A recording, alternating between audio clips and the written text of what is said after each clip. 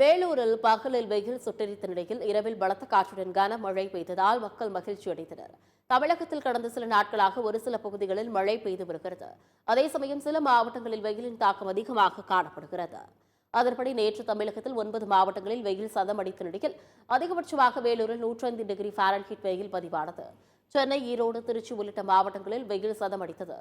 இந்நிலையில் தமிழகத்தில் 2 நாட்களுக்கு வெயிலின் தாக்கம் அதிகமாக இருக்கும் என்று வானிலை மையம் எச்சரித்துள்ளது.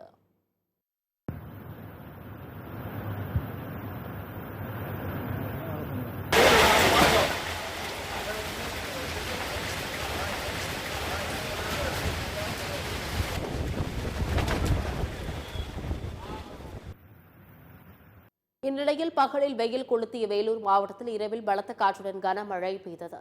மாவட்டத்தின் பல்வேறு பகுதிகளில் இடிமின்னலுடன் கனமழை வெளுத்து வாங்கியது. கனமழை காரணமாக சாலைகளில் தண்ணீர் பெருக்கெடுத்து ஓடியது. மழையுடன் கூடிய பலத்த காற்றால் பல இடங்களில் மரங்கள் முறிந்து விழுந்தும் மின்கம்பிகள் அறுந்தும் சாலையில் விழுந்ததால் போக்குவரத்து பாதிக்கப்பட்டது.